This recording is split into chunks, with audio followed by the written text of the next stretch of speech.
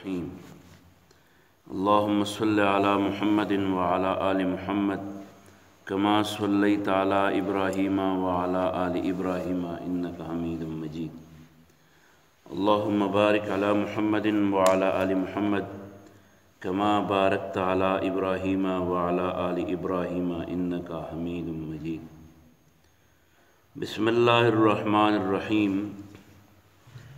وعن أبي هريرة رضي الله تعالى عنه قال قال رسول الله صلى الله عليه وآله وسلم خصلتان لا يجتمعان في منافق حسن صمت ولا فقه في الدين رواه الترمذي. دا حدیث او د دې سره متعلقه نور احادیث دي په دې کې د منافقانو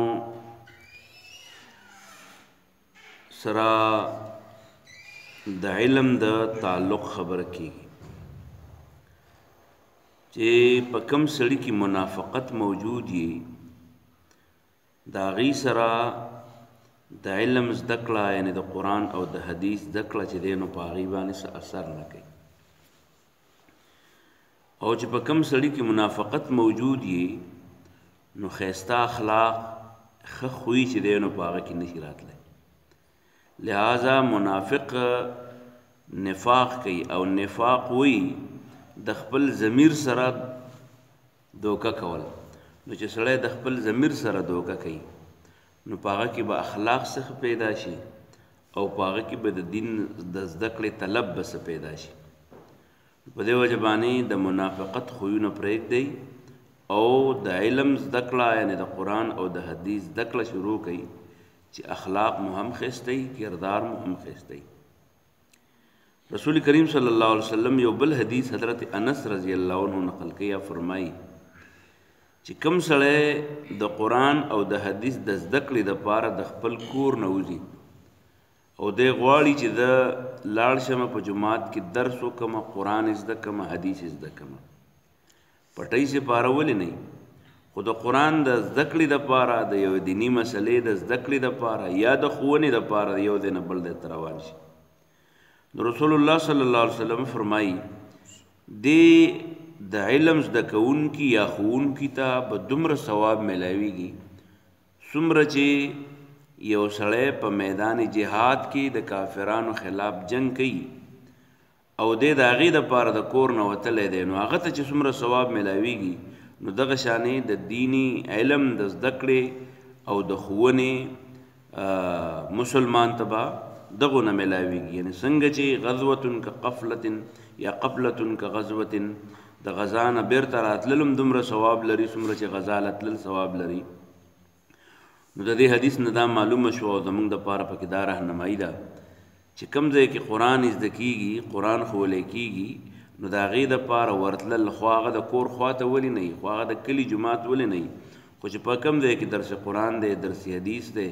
نو هغې له ورتلل چې دي نو دا ډېر د سعادت او ډېر لوی د ثوابونو ذریعه ده نو لهذا چې کوم ځای کې قرآن درس کیږي د احادیثو ښوونه کیږي نو هغه ځای له ورځئ او چې کله ورتلئ نو دا ورتلل دونه ثواب لري او بیا چې بیرته ترې راځي د کوره پورې د کوره پورې دا حتی یرجعا چې کور ته بیرته راشي د هغې پورې په ده باندې د الله تعالی رحمتونه ورباندې ورېږي. یو بل صحابي دی حضرت صخبره ازدی هغه وایي چې رسول الله صلی الله علیه وسلم فرمایل چې کوم سړی د یوې دیني مسلې د زده کولو دپاره د خپل کور نه وځي جومات ته روان شي مدرسې ته روان شي نږدې یو که لري خدای د دې دپاره روان شي چې زه ورځمه دلته درس قرآن دی درس حدیث دی نو دی چې د درس دپاره روان شي نو د درس به څه پیدایي وایي کانه کفارة لما مضا د تیرو ګناهونو کفاره وګرځي تیر ګناهونه ورته الله معاف کړي لکه عمرې نه مونږ ردې دی نه ځو حج له ځو نو د حج پیدا څه وي چې ګناهونه سړي ته معاف شي د عمرې پیدا څه ده چې سړي ته ګناهونه معاف شي نو دا د دین د زده کړې دپاره چې سړی د کور نه وځي یو مسلې یادولو دپاره نو رسول الله صلی الله علیه وسلم فرمایي من طلب علما چا چې علم زده که کانه کفارتن دا کفاره شي دا د ګناهونو د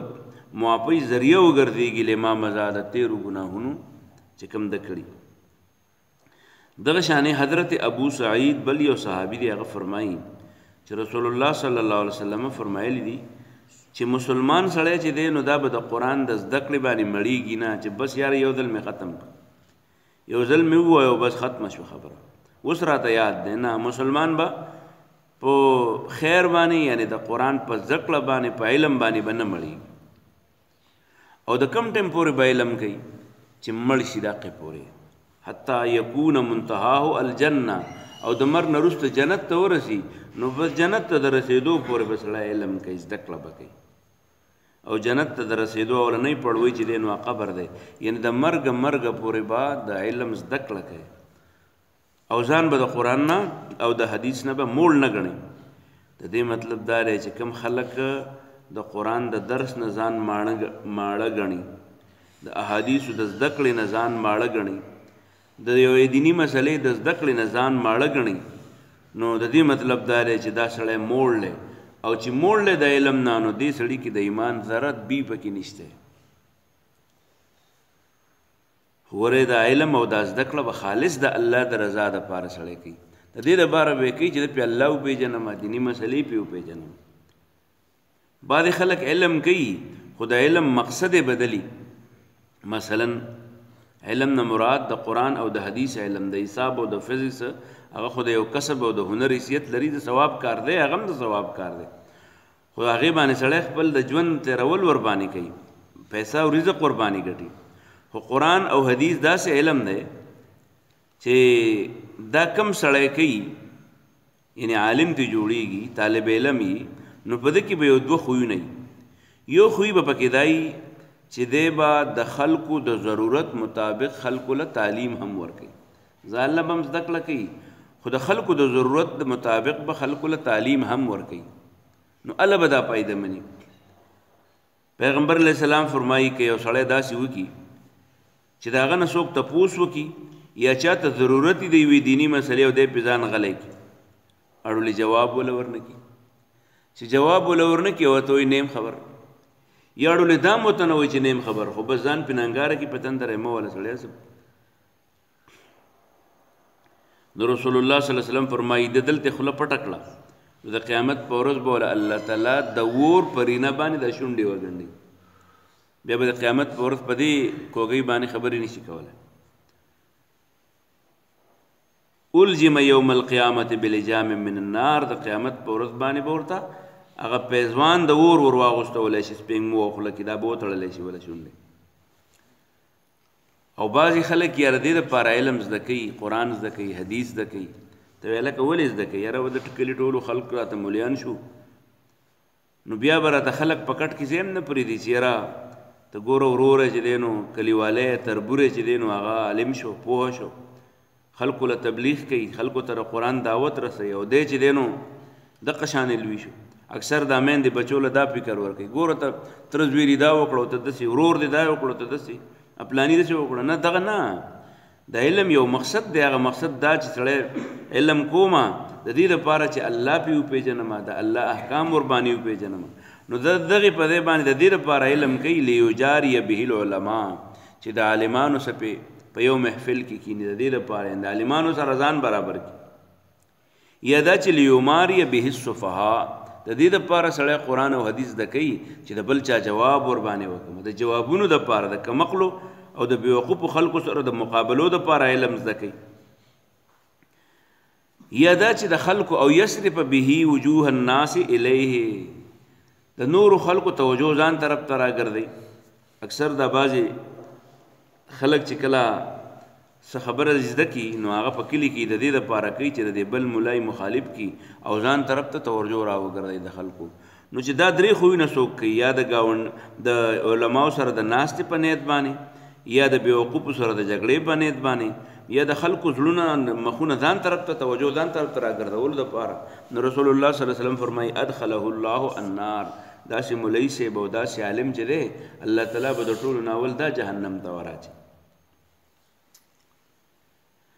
رسول کریم صلی الله علیه وسلم بل حدیث کې فرمایل چې کم سړی قرآن زده کوي او مقصد یې پکې د الله رضا نه